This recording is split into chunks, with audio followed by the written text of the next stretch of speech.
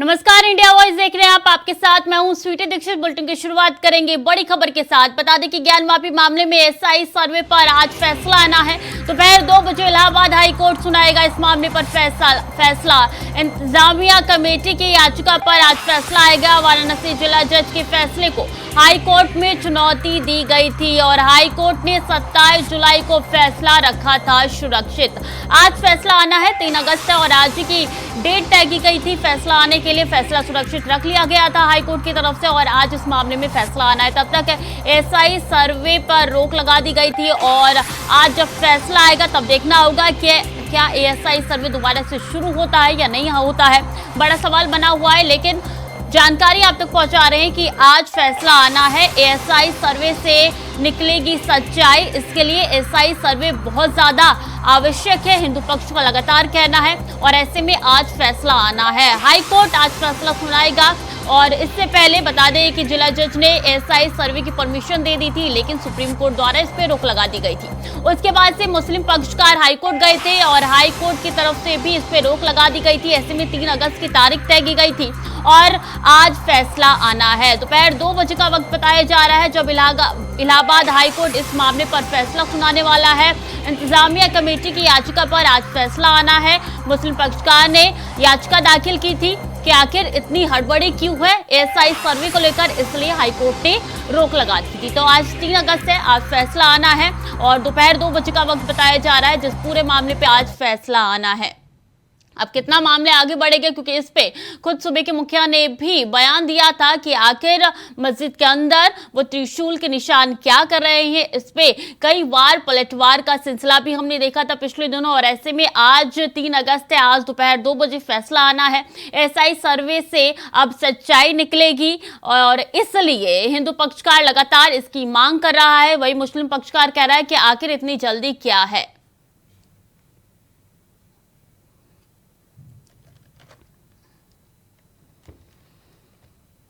तो आज फैसला आना है। दोपहर 2 बजे फैसला सुनाएगा इलाहाबाद हाई कोर्ट और ऐसे में फैसला सुरक्षित रख लिया गया है। पिछले दिनों आज फैसला सुनाना है और एएसआई सर्वे पर तब तक के लिए रोक लगा दी गई है। बता दें कि पिछले दिनों सर्वे शुरू हो गया था और वैसे ही मुस्लिम पक्षकार सुप्रीम कोर्ट गया था। सुप्रीम कोर्ट ने एएसआई सर्वे पर रोक लगा दी गई थी और सुप्रीम कोर्ट ने कहा था कि आप हाई कोर्ट का रुख कीजिए। High court Allahabad high court में याचिका दाखिल हुई, उसके बाद से फैसला आज आना है। तब तक के लिए एएसआई सर्वे पर रोक लगा दी गई थी। बता दें कि वहां की चीजें ना खोदी जाए और तथाकथित मस्जिद में कोई तोड़फोड़ ना की जाए, इसके लिए मुस्लिम पक्षकार इलाहाबाद हाई कोर्ट गया था। इसी खबर पर ज्यादा जानकारी के साथ शोएब रिजवी हमारे साथ जुड़ चुके हैं। शोएब, 2 बजे फैसला आना है। बिल्कुल, निश्चित तौर पर अब 2 बजे का इंतजार है। आफ्टर लंच जो चीफ जस्टिस हैं उनकी कोर्ट में इस मामले में फैसला सुनाया जाएगा। उन्हीं की कोर्ट ने 3 दिनों तक लगातार इस पूरे मामले में सुनवाई की थी। दरअसल पूरा मामला निचली अदालत के फैसला आने के बाद आया था और उसके बाद मुस्लिम पक्ष सुप्रीम कोर्ट गया था। हालांकि सुप्रीम कोर्ट ने हमें हाई कोर्ट जाने के लिए कहा था।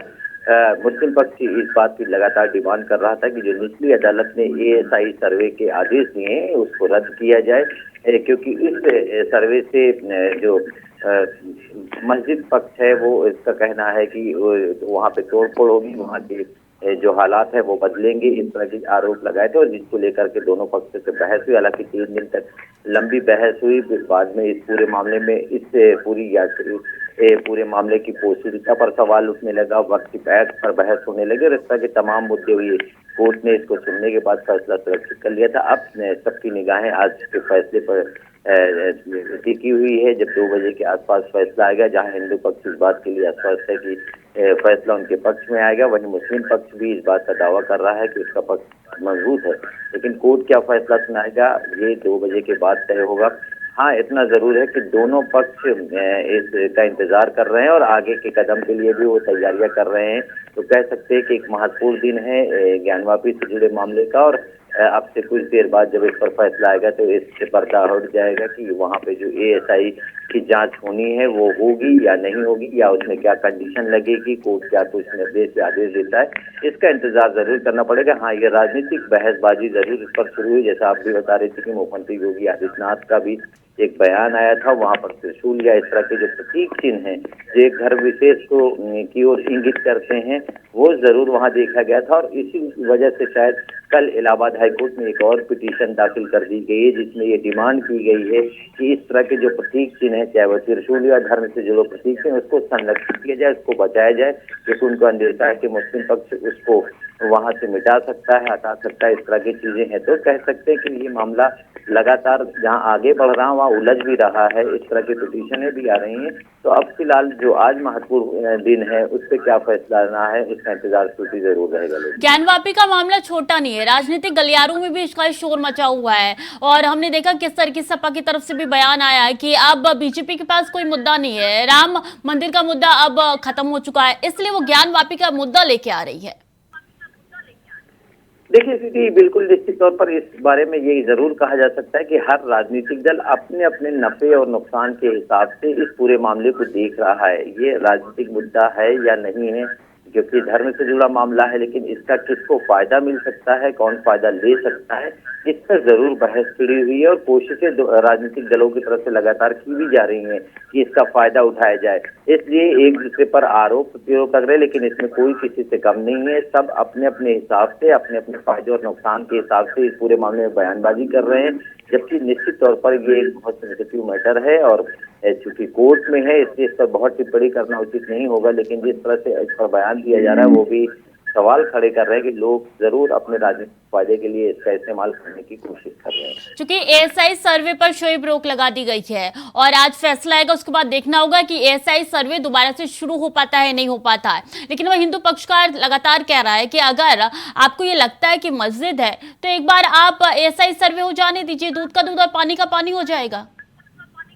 बिल्कुल स्थिति इस मामले में लगातार जो हिंदू पक्ष है वो इसकी बात की डिमांड कर रहा है, जबकि मुस्लिम पक्ष का कहना ये है कि कोर्ट का काम साक्ष्य इकट्ठा करना नहीं है। कोर्ट साक्ष्य एक तरह से कह सकते हैं सच्चाई जानने की कोशिश जरूर कर सकते हैं। इस मामले भी मुस्लिम पक्ष ये दावा कर रहा है कि हिंदू पक्ष के पास इस मामले में कोई साक्ष्य नहीं है। वो कोर्ट में आकर के कोर्ट के जरिए इस तरह की चीजों के साक्ष्य इकट्ठा करने की कोशिश कर रहे हैं, जो कानून के हिसाब से सही नहीं है इस तरह का मुस्लिम पक्ष। और इसीलिए मुस्लिम पक्ष इसका विरोध कर रहा है कि एएसआई जो जांच है वो एक तरह से साक्ष्य इकट्ठा करने का माध्यम है और हिंदू पक्ष के पास फिलहाल कोई साक्ष्य नहीं है, इसलिए वो इस तरह के काम कर रहा है। जबकि अगर हिंदू पक्ष के पास साक्ष्य है तो वो पहले कोर्ट में साक्ष्य पेश करे, उसके बाद अगर कोर्ट को लगता है कि हाँ इस साक्ष्य को जांचने पर रखने के लिए एएसआई की सर्वे जरूरी है तो इस तरह के आदेश दे।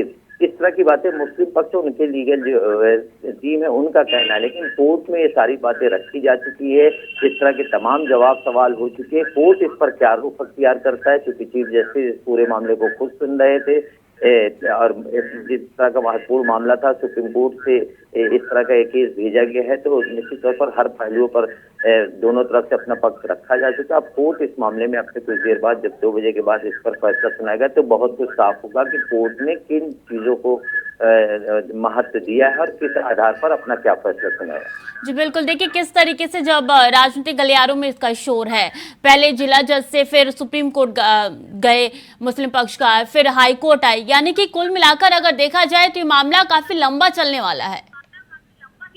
देखिए ये एक तरह से कह सकते हैं कि मुस्लिम पक्ष की स्ट्रेटजी भी हो सकती है कि वो इस केस को लंबा खींचना चाह रहे हों।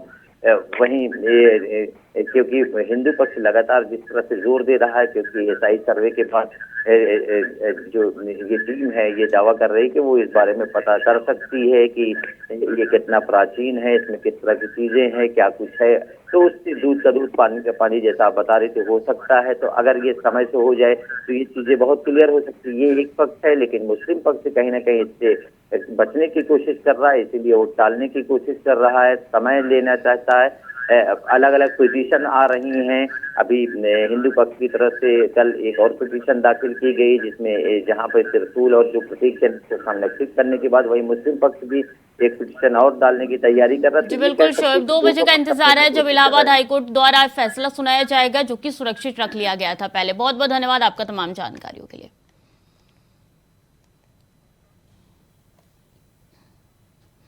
खबरों में आगे बढ़ेंगे। बता दें कि आज भी पीएम की एनडीए सांसदों के साथ बैठक होनी है। बैठक में बिहार एनडीए के 27 सांसद होंगे शामिल। शाम 5 बजे सांसदों से मुलाकात करेंगे पीएम नरेंद्र मोदी। और पिछली बार भी सांसदों से मुलाकात की थी पिछले दिन, और ऐसे में देखा था कि जमकर फटकार लगाई गई थी सांसद को। और एक बार फिर से आज एनडीए के 27 ऐसे सांसद हैं जो कि शामिल होंगे इस बैठक में। शाम 5 बजे सांसदों से मुलाकात करेंगे पीएम नरेंद्र मोदी। मुलाकात काफी अहम मानी जा रही है आने वाले लोकसभा चुनाव के मद्देनजर। ऐसे में पीएम आगे की रणनीति तय कर रहे हैं कि किस तरीके से आगे हर एक राज्य में अपनी कमान सांसदों को सौंपी जाए, इसलिए अब पीएम खुद मोर्चे पे तैनात होते हुए नजर आ रही है। बैठक होनी है, काफी महत्वपूर्ण ये बैठक है। एनडीए के सांसदों के साथ शाम 5 बजे सांसदों से मुलाकात करेंगे पीएम नरेंद्र मोदी। और कहा जा रहा है कि कई सांसद इसमें शामिल हो सकते हैं। पिछले दिनों भी सांसदों से मुलाकात किया था पीएम ने, और फटकार भी सांसद को लगाई गई थी और कहा गया था कि आप 3 मुद्दे बताइए जिसको लेकर हम धरातल पे उतर सकते हैं। एक बार फिर से 27 सांसदों के साथ बैठक होने जा रही है पीएम की। काफी अहम ये बैठक मानी जा रही है, क्योंकि आगे कई राज्यों में विधानसभा चुनाव है, लोकसभा चुनाव है, सबसे बड़ा चुनाव माना जाता है। और ऐसे में कैसे उसको साधना है, इसकी रणनीति भी तैयार की जाएगी इस बैठक में।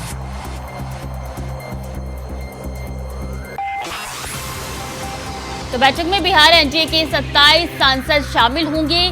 और बता दें कि पीएम आगे की रणनीति बना सकते हैं, ब्लूप्रिंट तैयार कर सकते हैं। शाम 5 बजे का वक्त बताया जा रहा है जब सांसदों से मुलाकात करेंगे पीएम नरेंद्र मोदी। वही बता दें कि हरियाणा में इंटरनेट पर रोक लगा दी गई है और आगे बढ़ गई है रोक। 5 अगस्त तक बढ़ाई गई है इंटरनेट पर पाबंदी। नूह, फरीदाबाद, पलवल में जारी रहेगी पाबंदी। गुरुग्राम के सोना, पटौदी, मानेसर में भी रोक लगा दी गई है। तो अहम जानकारी आप तक पहुंचा रहे। जिस तरीके की हिंसा की तस्वीर निकल के सामने आई थी, अफवाह ना फैलाई जाए, इसके लिए अब इंटरनेट पे जो रोक लगाई गई थी पिछले दिनों, वो आगे बढ़ा दी गई है। अब 5 अगस्त तक इंटरनेट पर रोक लगा दी गई है और में एसएमएस सेवाएं भी यहां पे बाधित कर दिए गए हैं। तो नूह, फरीदाबाद, पलवल में जारी रहेगी पाबंदी। जिस तरीके से हिंसा की तस्वीर निकल के सामने आई थी, प्रशासन द्वारा ये फैसला लिया गया है। इंटरनेट सेवा यहां पे बाधित कर दी गई है और पहले ही ये बाधित कर दी गई थी और आज एक बार फिर से आगे बढ़ा दी गई है। इसकी डेट 5 अगस्त तक इंटरनेट सेवा बंद रहेगी। तो नूह, फरीदाबाद, पलवल में यह पाबंदी रहेगी और ऐसे में कोई अफवाह ना फैलाए, वीडियो शेयर ना करे जो कि आपत्तिजनक हो। इसके लिए ये बड़ा फैसला प्रशासन द्वारा लिया गया है। 5 अगस्त तक बढ़ाई गई है इंटरनेट पर पाबंदी। तो नूह, फरीदाबाद, पलवल में जारी रहेगी पाबंदी और ऐसे में बता दें कि 5 अगस्त तक इंटरनेट पर पाबंदी बढ़ा दी गई है। और गुरुग्राम के सोना, पटौदी, मानेसर में भी रोक लगा दी गई है इंटरनेट को लेकर। तो इंटरनेट सेवा बंद कर दी गई है ताकि अफवाह ना फैलाई जाए। ये पिछले दिनों जो हिंसा हुई थी उसके मद्देनजर बड़ा फैसला प्रशासन द्वारा लिया गया है।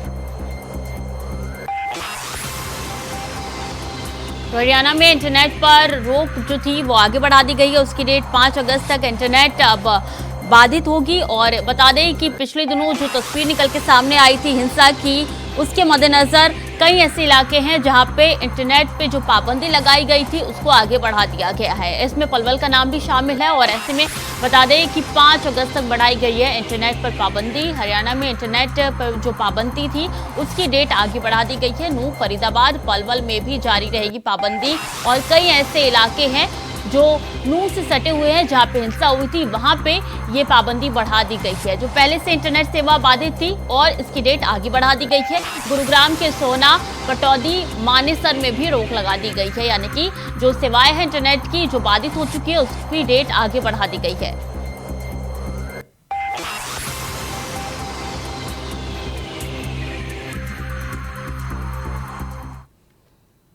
और हरियाणा के मेवात जिले के नूह में विश्व हिंदू परिषद की शोभा यात्रा के दौरान हुई हिंसा के मामले में गृह मंत्री अनिल विज ने कहा है कि सरकार की सबसे पहले प्राथमिकता शांति बहाल करने की है, जिस पर हर काम कर रहे हैं। केंद्र से भी फोर्स मंगाई गई है, प्रदेश की फोर्स भी लगाई गई है और अभी पूरी तरीके से शांति बहाल है। और सोशल मीडिया ने क्योंकि इस नू वाले हादसे में बहुत बड़ी भूमिका अदा की है। तो उसके लिए भी मैंने एक 3 सदस्यीय समिति बना दी जो 21 जुलाई से लेके 31 जुलाई तक और उसके आगे तक हर सोशल मीडिया को स्कैन करेगी, हर फेसबुक को, ट्विटर को और व्हाट्सएप को स्कैन करेगी। अगर कहीं पर भी किसी ने कोई उत्तेजनात्मक पोस्ट डाली होगी तो कानून के तहत उसके खिलाफ कार्रवाई की जाएगी। और इसके साथ ही मैं हरियाणा के लोगों से भी प्रार्थना करना चाहता हूं कि कोई पोस्ट मत डालिए, किसी को अंधाधुंध फॉरवर्ड मत करिए। आप ये जानिए कि हम उस पर निगाह रखे हुए हैं। हमने पहले शांति बहाल करनी है, अपने प्रदेश में शांति स्थापित करनी है। ये हमारा फर्स्ट एंड फॉरमोस्ट कार्य बनता है, लेकिन अभी नहीं है।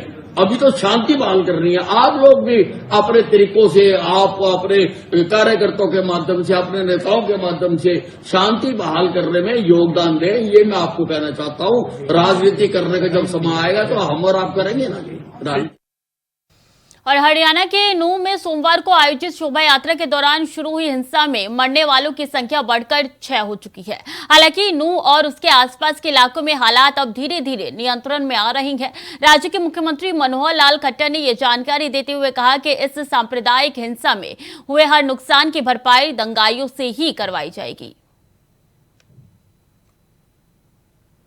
इसके पीछे किसका हाथ है, कैसे शुरू हुआ, इन सब बातों के ऊपर भी प्रोसेस चल रही है। उस सारी प्रोसेस में कोई भी दोषी है उसको बख्शा नहीं जाएगा।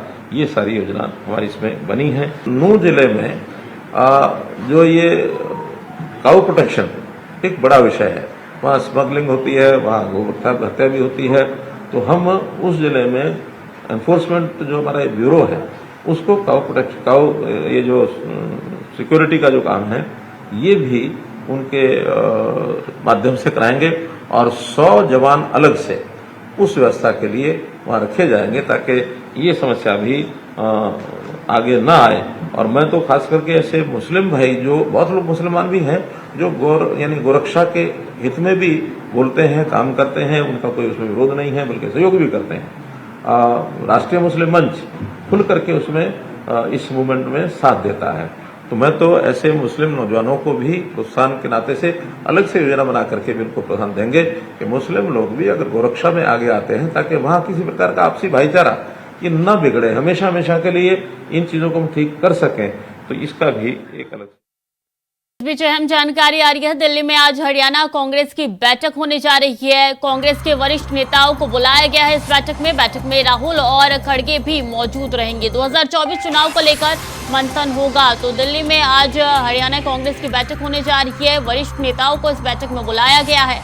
इसी के साथ 2024 में आने वाले चुनाव को लेकर मंथन किया जाएगा इस बैठक में राहुल और खड़गे भी मौजूद रहेंगे। तो राहुल गांधी की भी मौजूदगी रहेगी। इसी के साथ मल्लिकार्जुन खड़गे भी इस बैठक में शामिल होंगे। 2024 चुनाव को लेकर इस बैठक में मंथन किया जाएगा। तो अहम जानकारी आप तक पहुंचा रहे हैं बैठक से जुड़ी हुई। दिल्ली में आज हरियाणा कांग्रेस की बड़ी बैठक होने जा रही है। बैठक में आपको बता दें कि कांग्रेस के वरिष्ठ नेताओं को बुलाया गया है। राहुल गांधी भी इस बैठक में मौजूद होंगे। कांग्रेस के राष्ट्रीय अध्यक्ष मल्लिकार्जुन खड़गे भी इस बैठक में शामिल होंगे। तो बैठक में बता दें कि 2024 में आने वाले जो चुनाव है उसको लेकर रणनीति तैयार किया जाएगा। तो अहम जानकारी आप तक पहुंचा रहे हैं, जहां 2024 के मद्देनजर अब कांग्रेस एक्टिव होती हुई नजर आ रही है। हरियाणा कांग्रेस की बड़ी बैठक आज होने जा रही है। बता दें इस बैठक में राहुल गांधी, मल्लिकार्जुन खड़गे भी मौजूद रहेंगे। उनकी अध्यक्षता में यह बैठक होने जा रही है। और बता दें कि हरियाणा कांग्रेस के तमाम नेताओं के साथ ये बैठक होने जा रही है, जो कि दिल्ली में होगी। ये बैठक काफी अहम मानी जा रही है आने वाले 2024 के चुनावों के मद्देनजर।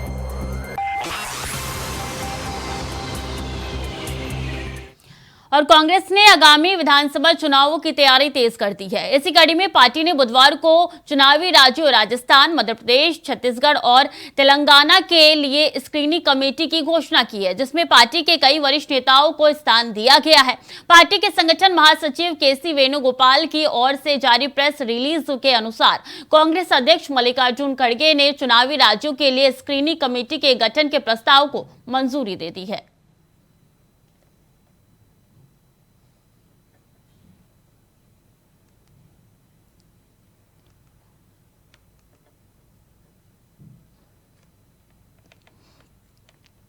अगली खबर ग्रेटर नोएडा से है, जहां दिन दहाड़े पुलिस और बदमाशों के बीच में मुठभेड़ हुई। बता दें कि बदमाश ग्रेटर नोएडा वेस्ट में महिलाओं से चेन लूटने की घटना को अंजाम देते थे। इस दौरान ग्रेटर नोएडा पुलिस ने बदमाशों के साथ मुठभेड़ कर उन्हें गिरफ्तार कर लिया है, जिनके पास से पुलिस ने 7 चेन, एक KTM बाइक बरामद की है। साथ ही मुठभेड़ में 2 बदमाशों के पैर में गोली लगी है, जिन्हें उपचार के लिए अस्पताल में भर्ती कराया गया है। पूरा मामला ग्रेटर नोएडा बिसरख थाने का है।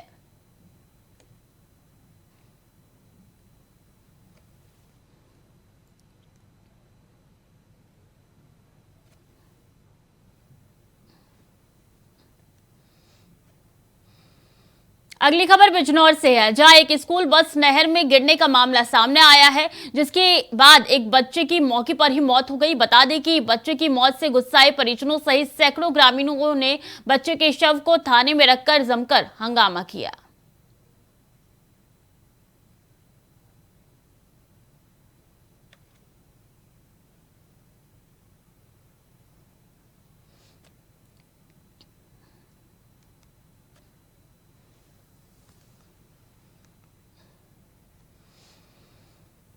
खबर हरियाणा से है, जहां मेवात में पिछले दिनों हुई आगजनी और बवाल के बाद अब बजरंग दल ने विरोध प्रदर्शन शुरू कर दिया है। इसी कड़ी में बुधवार को सुल्तानपुर में बजरंग दल के कार्यकर्ताओं ने प्रदर्शन किया। इस दौरान दर्जनों की संख्या में कार्यकर्ता ने जुलूस निकालकर कलेक्ट्रेट ऑफिस पहुंचे और राष्ट्रपति के नाम पर ज्ञापन सौंपा। इसके बाद बजरंग दल के कार्यकर्ताओं ने पुतला फूंककर अपनी नाराजगी व्यक्त की। साथ ही कार्यकर्ताओं ने मांग की है कि जो भी घटना में शामिल है उनके खिलाफ कड़ी कार्रवाई होनी चाहिए और उन्हें फांसी की सजा दी जानी चाहिए।